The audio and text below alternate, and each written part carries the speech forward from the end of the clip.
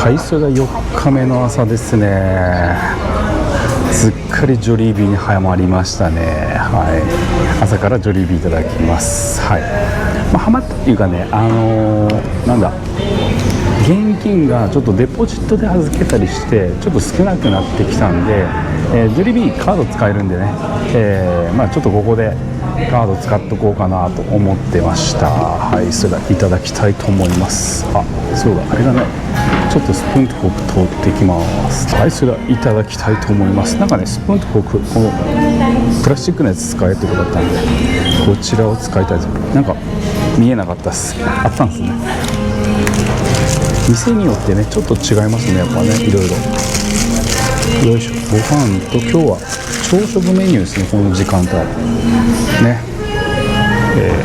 鶏肉とご飯とコーラフロートにしました。いただきます。124ペソでしたね。安い。うまっ。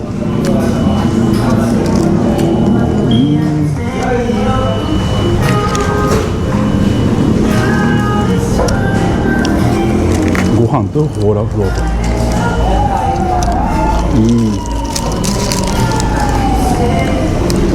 絶妙ですね。こ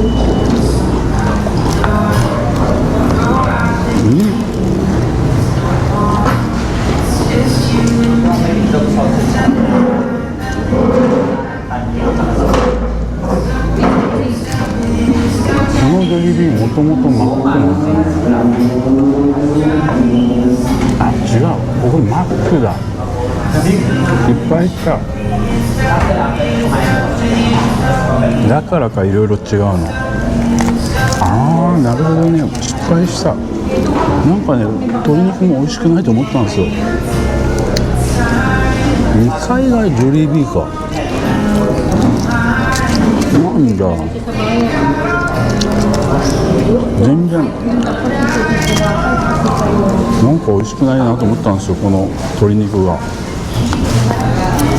あ、でもなんか違いが分かったんでいいっすね。あ、だからフォークとスプーンないんだ。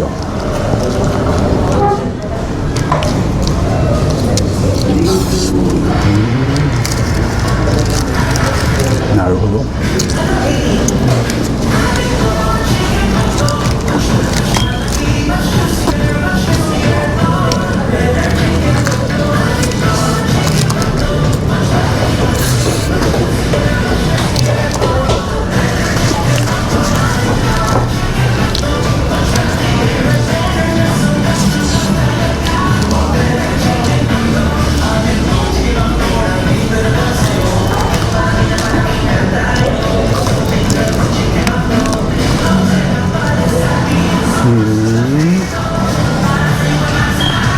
なるほど。このチキンは外側がお菓子みたいなやつですね。クリスピー。い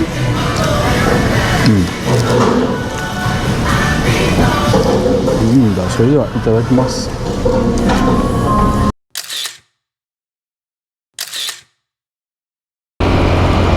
はい、それでは、田舎町を今バイクで走ってるところですね。渋滞がないんでね、走りやすいですね。道も綺麗です。いいですね。いやー、いいな。フィリピンのバイク旅気持ちいいですね。なんかね、全然トラブルないですね、フィリピン。なんかね、思ってたフィリピンと違う、全然違うです。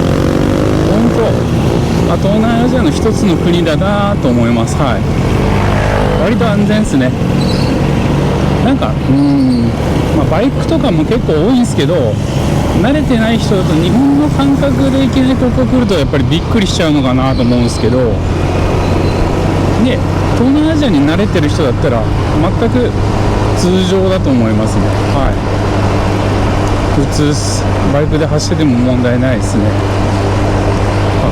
さっきもね、なんだ、検問に引っかかったんですよ。引っかかったっていうか、全部バイク止めてたんですけど、でそこで免許を見せて、でそのまま通してくれましたね。はい、何もなかったです。とりあえず免許見せて日本人だっつったら、おおウェルカムウェルカムっつってですね、それで通してくれた感じです。はい、問題ないですね。いやいいっすね。これ何でしたっけ、このトラックのやつ。トライ場でしたっけ、なんだあれ、トライ場じゃないですね。なんだろう、トライ場はあれマレーシアですね。なんか乗り物がいっぱいあるんですよ、このフィリピンは。ほんと種類が多いです。よ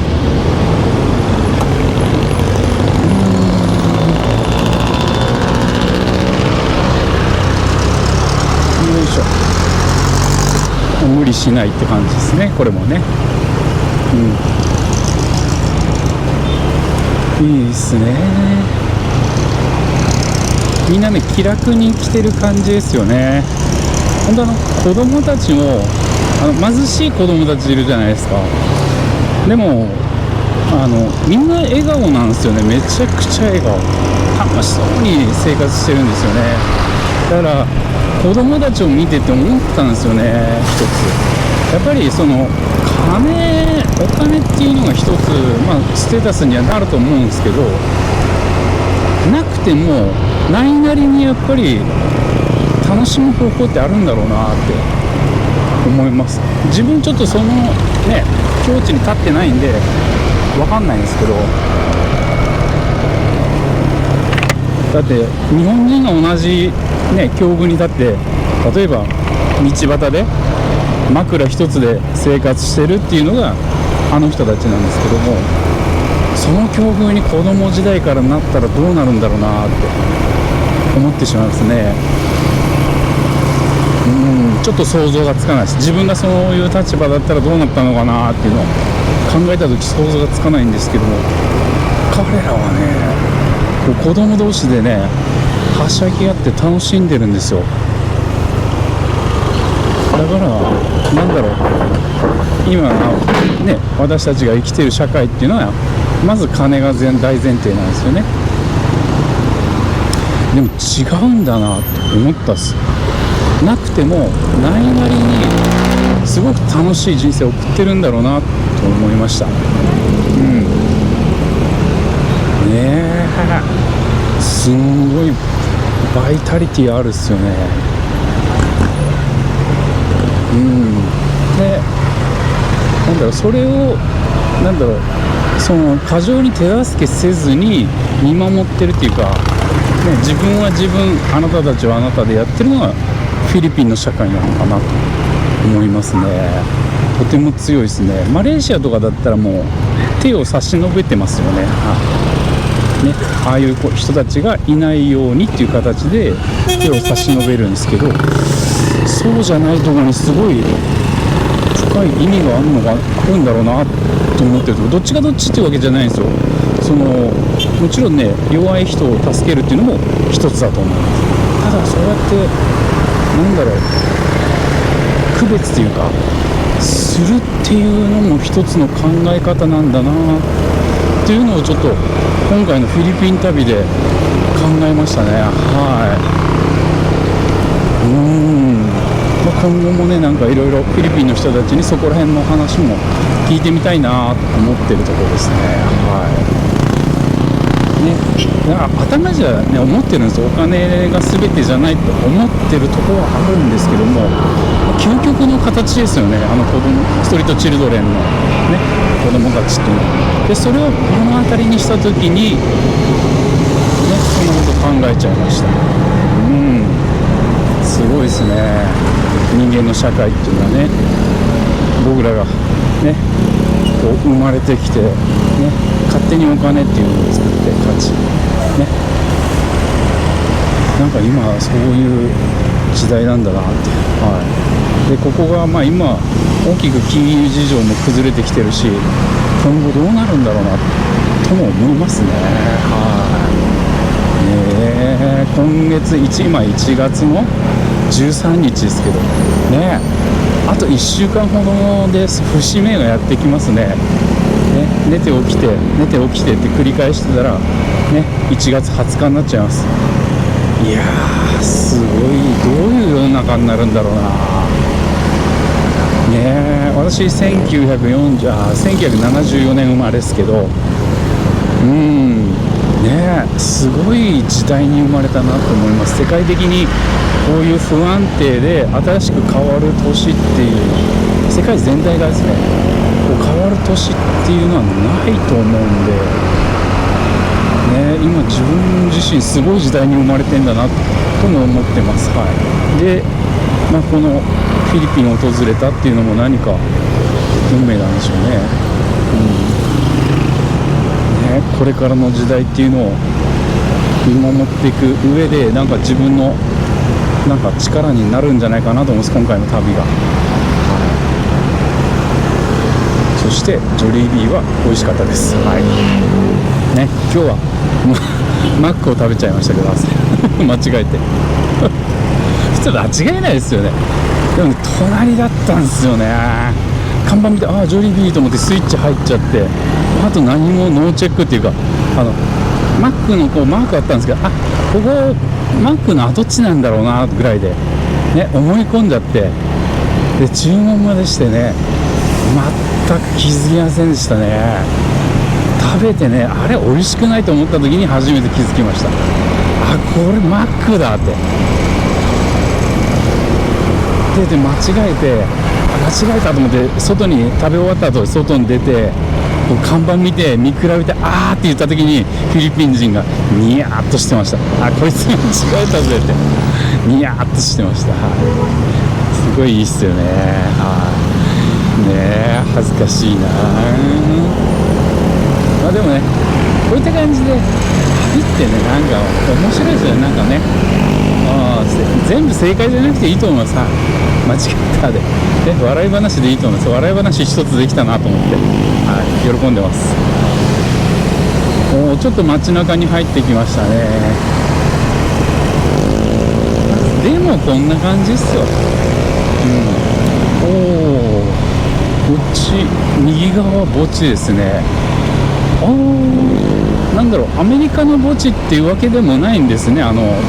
十字架が刺さってみたいな、刺さってっていうか、こう十字架が置いてあるとかプレートがあったりとかっていう墓地ではないのかな。なんか、プレートはあったかもしれないけど、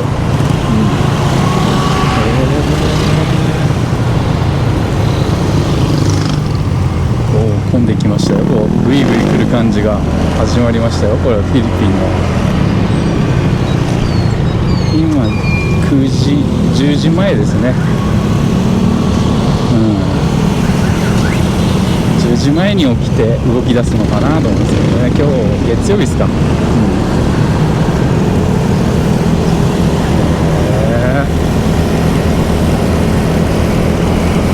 ィリピンの方々もね、すごいな。なんか本当、スーパーポジティブがタイ人ですよね。その一段階ちょっとギアを落としたのがフィリピンの方かなと思いますね。いろいろ東南アジア特徴ありますよね。でそこでさらにギアを落としたのがベトナムかなと。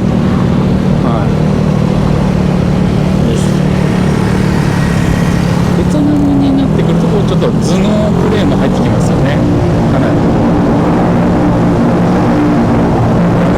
悪い意味でですね、悪い意味での頭脳プレーが入ってきてます。全員が全員じゃないですけど、全体的な特徴っていう形でそういう感じです。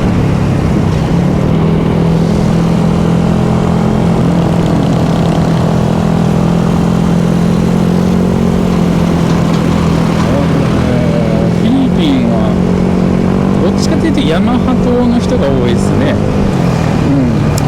そう。ホンダもちょいちょいいますけど、どっちかというとやっぱりヤマハですね。人気ですね。NMAX 最強ですね。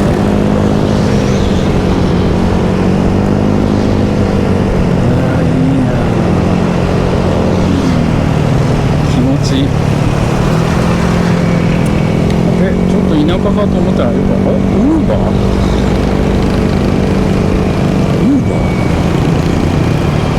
フィリピンウーバー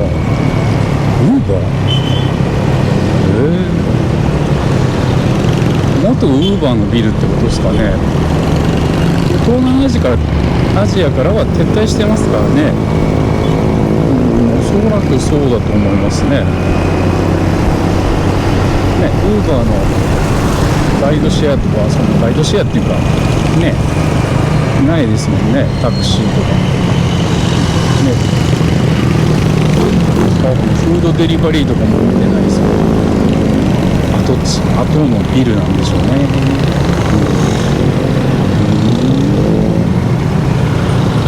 ウーバーもね、なかなかいろいろ不具合も多かったですけどね、やっぱり東南アジアグラブが強いっすよね。でもね、どっちかフィリピンはねそんなにないっすね。グラブっていうグラブフードでちょっと運転手さんいるみたいですけど、バイクはないっすね。なんかアプリになんか試験的にみたいな感じで出てたんですけど、まだ多分始まってないんじゃないですかね、グラブの売却は。ここのタクシーはあったんですけど、そんなに多くないですね。向こうの周辺にいる感じじゃないですかね、多分。で今回バイク利用してるのでちょっとそこら辺細かくは分かんないですけど、ほら、グラブのフードデリバリーさんいましたね。便利ですよね。私あんまり使わないんですけど、ロックダウンの時はねだいぶお世話になりました。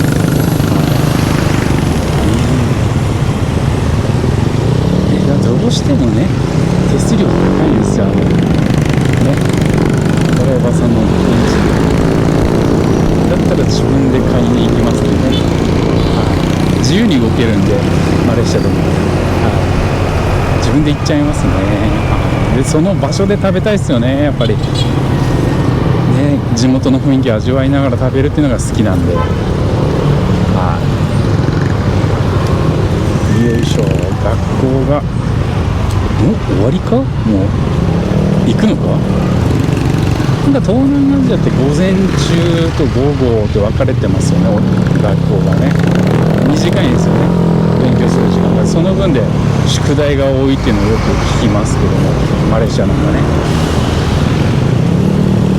国によって違うのかなと思いますけどね。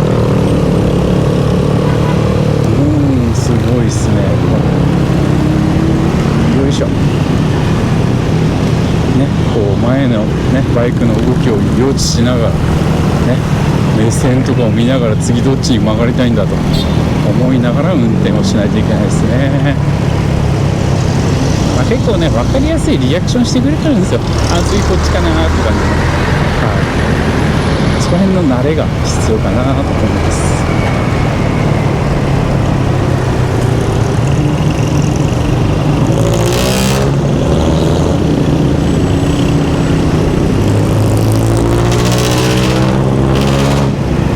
マック KFC が、点々としてますよね。なんだマクドナルドなんか勝てないというか、意外とね頑張ってますよね。フィリピンでもね多いっすよ。もっと少ないのかなと思ったりして。ベトナムなんてね勝てないどこじゃないっすよ。だってあんだけ日本ぐらいの国土があるんですけど 2,3 店舗しかないですよね。完全に負けっぱなしですよね。というのはね、いろいろベトナム戦争でね、やっぱりアメリカ企業の会社っていうのはやっぱりいろいろ感情があるんで、ベトナム人はね行かないっていう形ですね。スターバックスもね基本行かないんですけど、あれは店舗増やしてますね。強いですね、やっぱね。スターバックスっていうのはあれですかね、自社なんですかね、あれはフランチャイズなんですかね、わかんないですけどね。よっぽど強いんでしょうね、ベトナムで。ベトナムコーヒー美味しいですけどね、路上のやつでも。ほんと60円ぐらいですね。で飲めますね、おばちゃんコーヒーがね。しかもそれが一番うまいっていうね。ベトトナムのね値段の付け方バグってるんですよ。安いものほどうまいっていうね。もちろん全部が全部じゃないですけど、探せばうまいところがあるって形ですね。ただ逆に高いところは、全部美味しくないですね。時間がかかるばっかりで美味しくはないです。そんなもんじゃないですかね。全世界高いものっつってもうまいっていうよりは時間の雰囲気をね味わうって感じですよね。高いものって私はそういうのは全く必要ないんで、美味しいものさえ食べれればいいと思ってます。はい。女性と行く時だけじゃんじゃないですか、あの雰囲気も考えるのは。どうですかね。でも結局ね最初だけなんですよね。付き合い長くなるとねもういいやってなるんですけど、最初はね男性陣頑張んないといけないと思います。やっぱねあの頃はっていうのをねちゃんとね印象づけて、その思い出をね胸に生きていただくということが大事だと思いますね。あれ結構時間かけてホテルの近くに戻ってきた感じだなこれ。やっぱ間違えてたんだよな道な。そうか。そうですね、今アンヘルスに戻ってきましたね。往復1時間、これ全くの無駄な時間でした。はい。それではですね、だから今日やっぱりなんかあるな。朝ごはんも間違えるし、道もなんか言い訳するとナビの Waze ですね。 Waze がバイクで登録してるんですけど高速道路に向かわせたんですよ。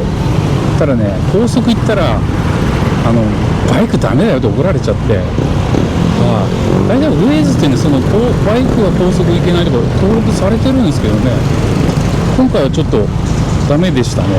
はい。フィリピンで Waze 使わない方がいいと思います。はい、今 Google マップで移動してるんですけど、だからね使ったら高速まで誘導されちゃうんで、こっからまた2時間半ですね。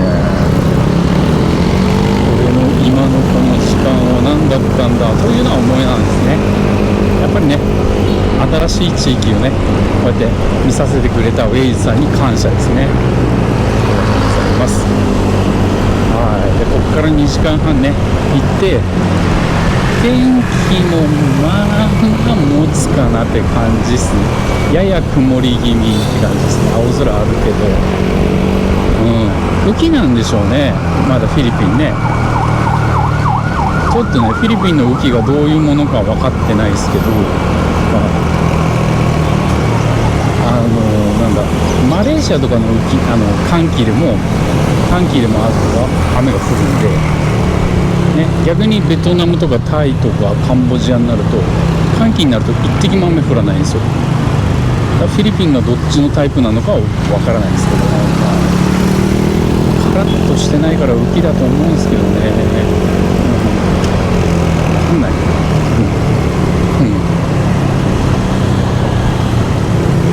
でも楽しいですね。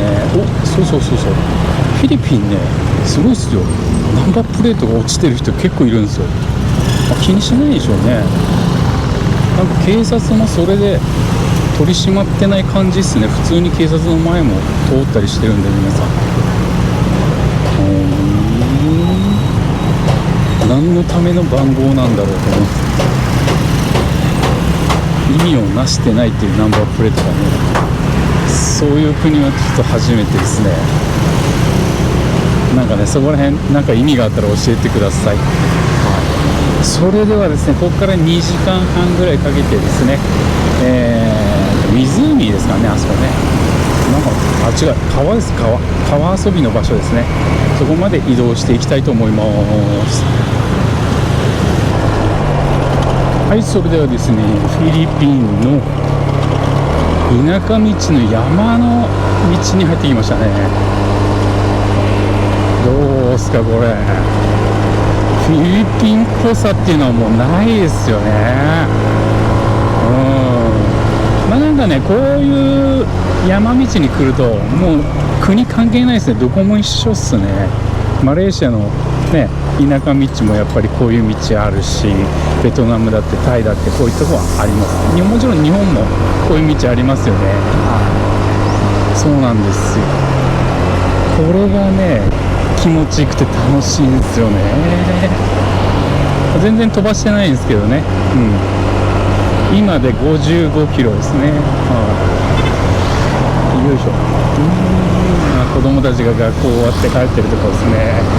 今11時5分ですね。いいでしょ。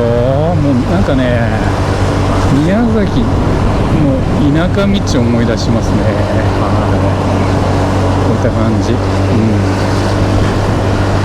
や、いいですね。あと1時間で、目的地まで到着ですね。目的地に到着です。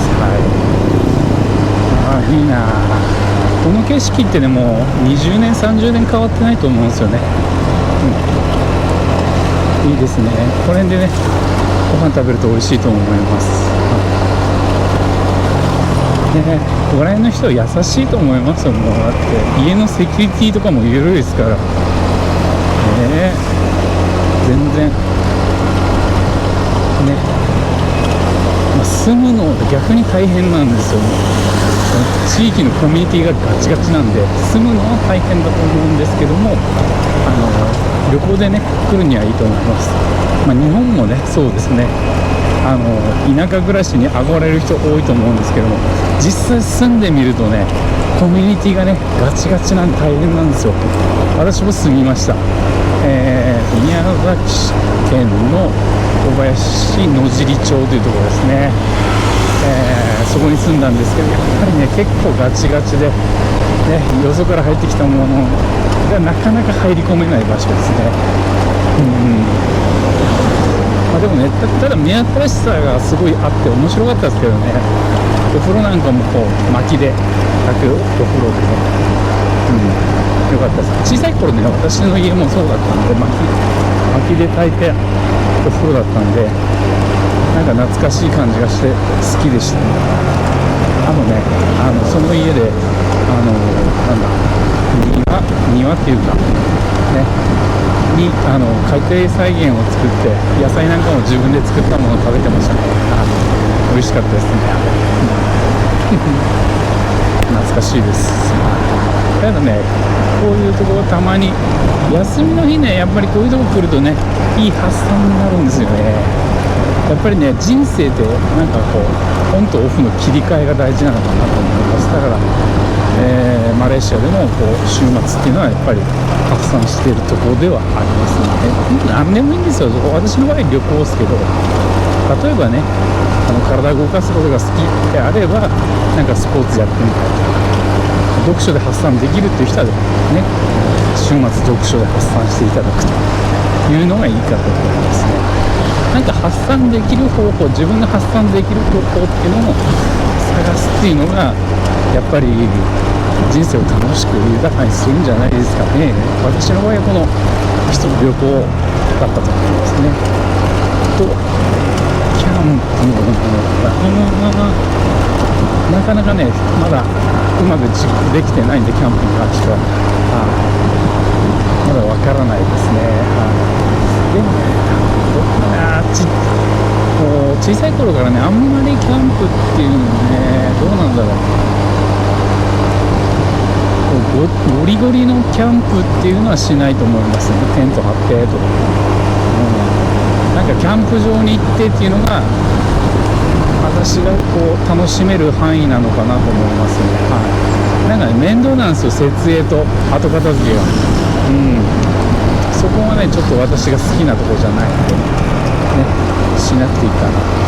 よく準備してねやる人いるんです。あそこまでちょっとねできないんですよね。そう。近々ちょっと今月は無理かな、来月ぐらいからうどんも作ってみたいなと思うんですよね。手打ちのね、皆さん諦めてると思ってるし、うどんいや、手打ちですか。手打ちのうどんで自分でやって極めていきますからね。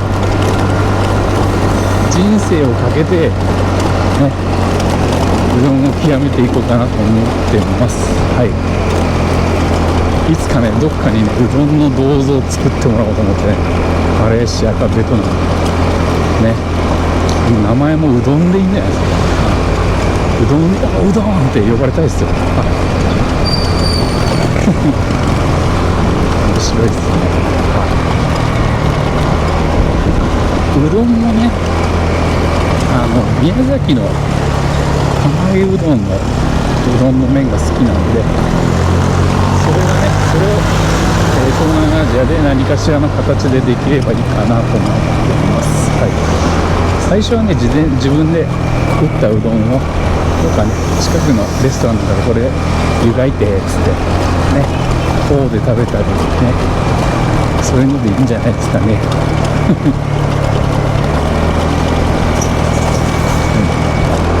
ラクサね、いいと思います。うどんラクサ食べたいですね。よいしょ、いいでしょ、この山道、奥の景色なんかもね、いいですね。今日天気良くなったんでよかったです。いいな。このトラックのやつがなんだっけ、名前をよく忘れるんですけど、あれもね、タイとかにもありますよね。あっちは名前がまた変わるんですけど、チェンマイで乗りましたね。よいしょ。あれもね、チェンマイもね、こういう山道乗ったんですけど、めちゃくちゃ運転荒かったっすもんね。一緒にいたね、その時のパートナーさんもゲーゲー吐いてましたけどいい思いですね。そう。いや、いいな。峠道っすね、完全に。よいしょ。でもタイヤの跡とかないですね。地元の走り屋さんとかそんなに走ってないみたいですね。こういうのあんまりそういうの好きじゃないんですよね。マレーシアはね、盛んなんで、夜の峠道なんかすごいっすよね。不良さんたちがね、集まってブイブイやってますけど。よいしょ。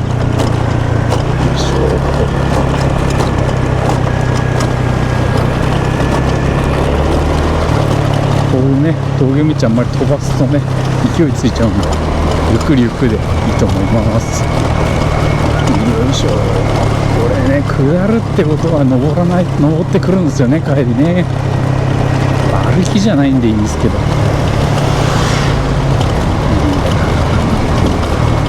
よいしょ。どうす？まさか清旅。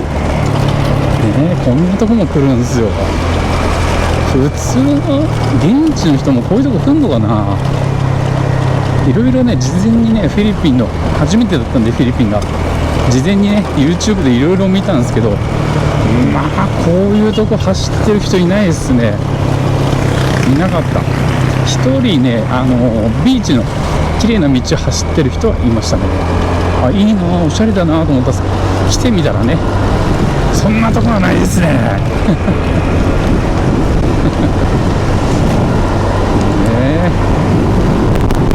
今回の旅はもうだいぶ排気ガスを浴びながら走ってますね。なんで今日はね、フルフェイスのヘルメットに今変えてます。はいね、その方がいいかなと思って。結構ね、ジェットヘルのヘルメットもいるんですけども、フルフェイスの方多いですね。日焼け防止にもなりますからね。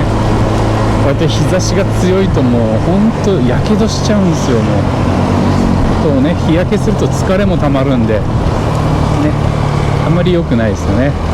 長距離ドライブの時はね、隠した方がいいです。案外人間弱いですよ。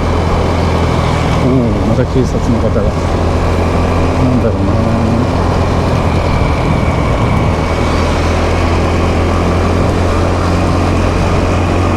結構ね、要所要所に警察の方いらっしゃいますけどね。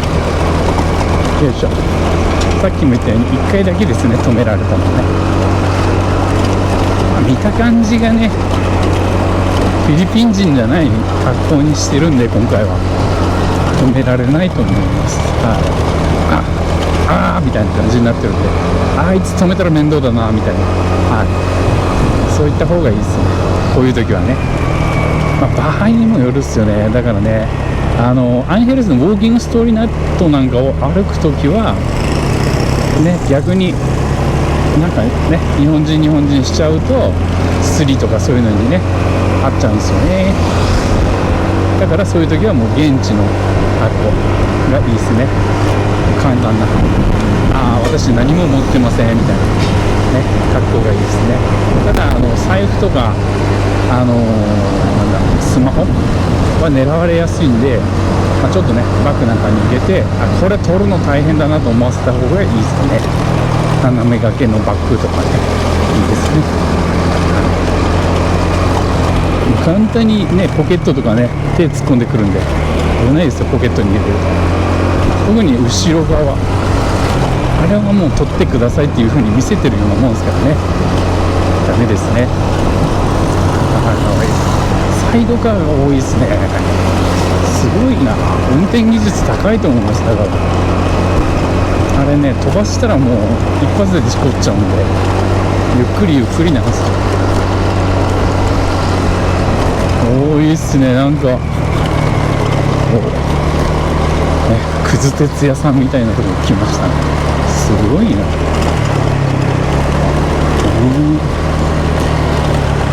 すげえな。すごい、お客さんが押してる優しいっすね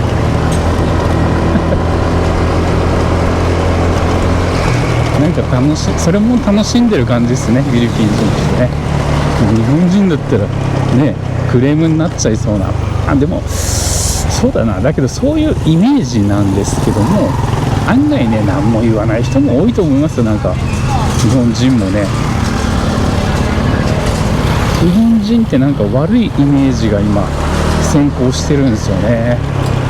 でそれがどんどんそれやってもいいんだっていう風になんかどんどん広がってきてはいるんじゃないですかね。なんかそうやってなんだろうな、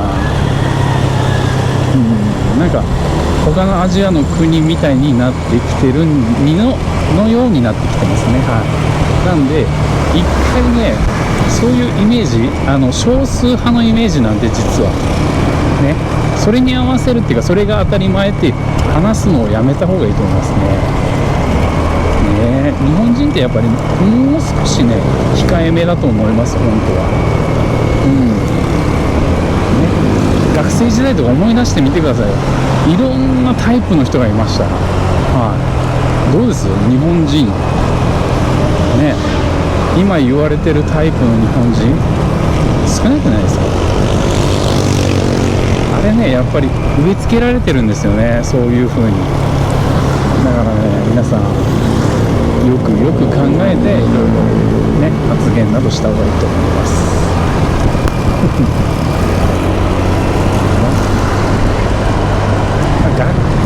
会社とかになると似たようなタイプがこう集まってきたり、似たようなっていうかね、そういう形になってくるんで、学校とはまた違うんですよね。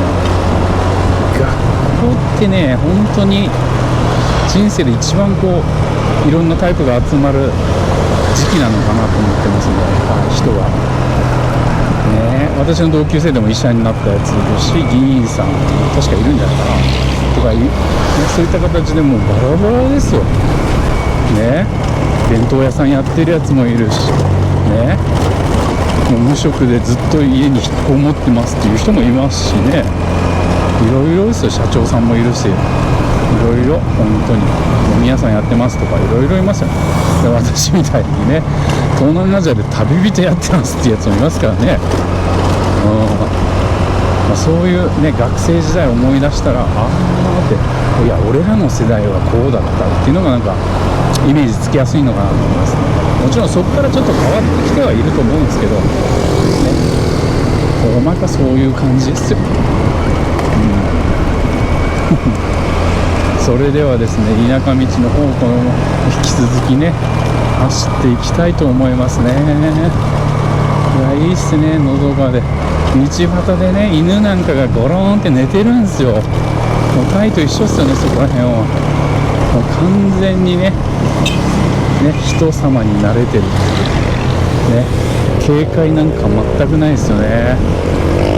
マレーシアのね野良犬なんかも警戒心の塊ですよね。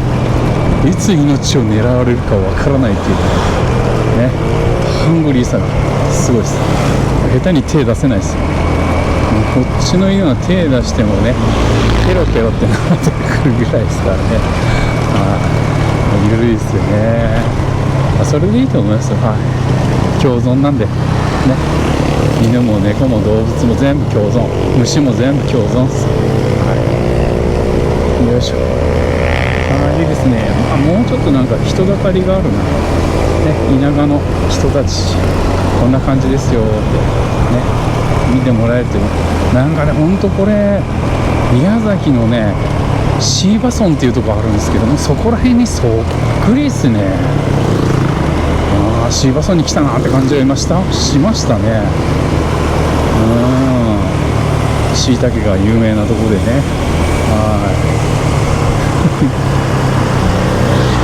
椎葉村に今後行く機会があるのかな。何回か行きましたね。宮崎もね、ほんと旅しまくってるんで、走ってない道ないんじゃないかなっていうぐらい走ってますね。九州も行ったし、全国ね行ってない都道府県ってあるのかな。四国ですね。四国行ってないんですよ、多分。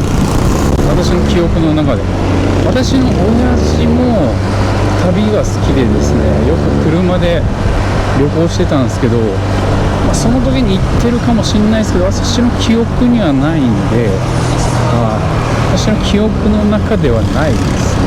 四国に行ってないです。いつかね、四国のねうどん食べたいですね。讃岐うどんですか。鶴子のねうどん、いいなただだね、うどんね、あれだな、米粉なんですよね、東南アジアはね。やっぱり体への影響を考えてね、確かに賢いと思います。食へのこだわりっていうね、健康へのこだわりっていうのが強いですよね。だからあんまりそうだな、マレーシアとかフィリピンとかはそうでもないと思うんですけど、ベトナムなんかはねやっぱり小麦あんまり食べたがらないですよね。バインミーで食べるぐらいですからね。それもやっぱり好んで食べないですよね。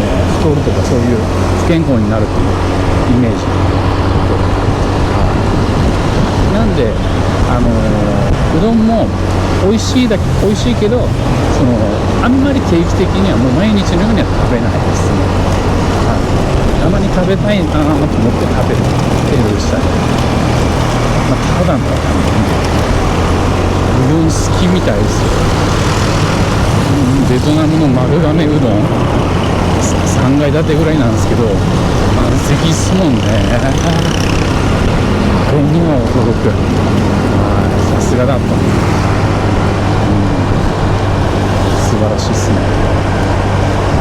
ただね、まだ言っちゃいますけども、ベトナム料理のうどんね、あれは画期的だったな。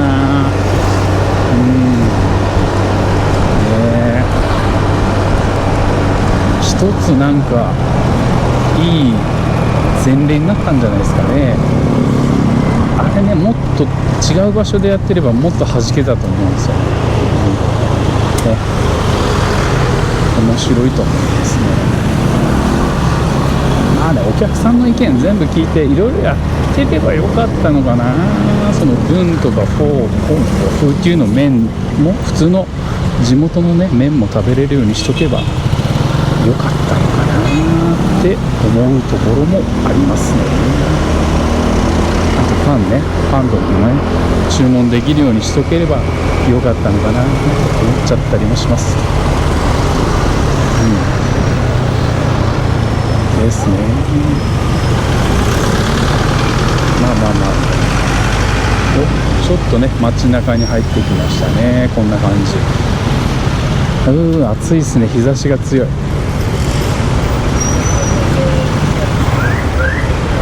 はい、学校の前ですね。こうやって止めてくれるんですよ。指導員の交通指導員ですかね。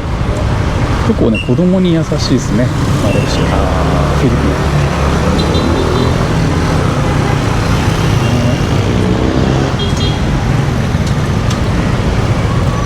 なんだろうな、その宗教的な考えっていうのはそんなに強くなくて、マレーシアみたいにですね。なんかヒューマン的な優しさとかそういう考え方っていうのはね強いのかなと思います。なんかコミュニケーション能力が高いからなんでしょうね。そういうので得たなんか経験っていうのがこういろいろ出てきてるんでしょうね。すごいなと思います。はい、それではですね残り40分走っていきたいと思います。はい、それではバガンチクラスリバーの方に到着しましたね。こういう感じです。やばいっすね。ほら橋があるんです。渡ってみますね。おお、いいっすね。怖いっす。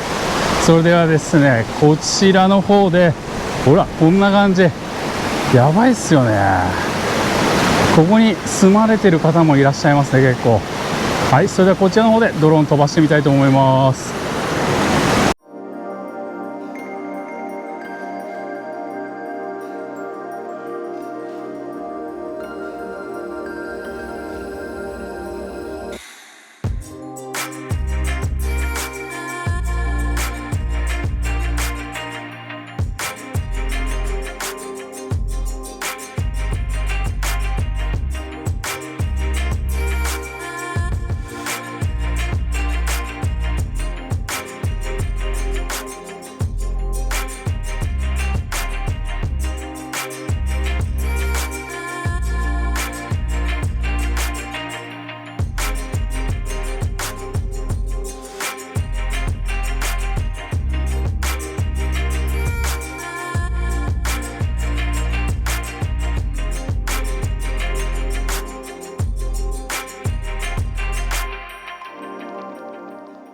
はい、それでは少しですね川の方を見てみましょうか。ほらこういう感じ、やばいっすよね。めっちゃ綺麗。こんなロケーションないっすよ他に。いろんな国回ってきたけど、いや似てる場所ないな。ちょっとびっくりしたな。ここご飯も食べれる。いいっすね。ちょっとあっち行ってみようか。すごいな。はい、よいしょ。おおすごい。はい、おおすごい。みんなね自由にやってますね。うわー、ちゃんとね浅いとことかありますね、子供向けのね。まあでもこの子たちそんな気配りいらないような気がする。いやーすげえ。どうすかこのフィリピンこんなとこあるっすよ。いやーみんな楽しそう。いいですね。はい、それではですねちょっと写真の方撮ってみたいと思います。皆さん自由に泳いでますね。まあね溺れることはないと思いますね。途中岩で仕切ってあるんでですねめちゃくちゃ安全ですね。子供たちなんかねこの岩から岩からね飛び込んだりしてくれてねめちゃくちゃいいですね。いやいいな。ランチ食べてるなみんな。それではねいろいろ見てみましょうかね。楽しい。いいですね。皆さんフィリピンのね皆さんフレンドリーだからいいですね。こういう時ね明るい。いやー楽しそう。ほらどうすかこれ。おお泳いでる。皆さんもねこっちいっぱい泳いでる。はい、Thank you。はい、ハロー。いやー、はいエンジョ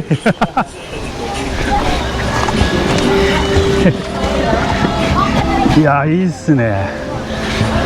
いやよかった、やっと来れた。最初ね全然違う場所だったんですよ。 Google マップとか Waze の場所全然違うところだったんで、いや失敗したなと思ったんですけど、粘ってこの場所に来てよかったっす。はい、で駐車場代たった10ペソです。はい、いや楽しかった。それではですね、来たばっかりなんですけど、今日ね水着持ってきてないんでゆっくりはないんで、またね皆さんここ遊びに来てください。遊びに来てくれてるといいと思います。はい、いやすごいいいな。いやここねフィリピン在住の方もねいいと思いますよ。ここ来たらこんなとこ世界中そんなにないですね。いやサパのね川バージョン、サパも川があるけど似てるっちゃあそこかな、カットカット村。あそこ、ここもねカットカット村みたいにちょっとね観光地化しちゃうとちょっと寂しくなるけど、いやいいなここ。清旅相変わらず穴場を抑えます。はいね、別にエロい意味じゃないですよ。はい、穴場を抑えます。はいね、はい、2回言いました。はい、それではですねこのまままたバイクでどれぐらいかな、また移動して次の場所に向かいたいと思います。すごいっすよねこのね、階段じゃないですよこれ手作り感満載。はい、それではトイレもね手作り感満載でした。はい、それでは、次の場所に向かいたいと思います。 Thank you。 バイバイ。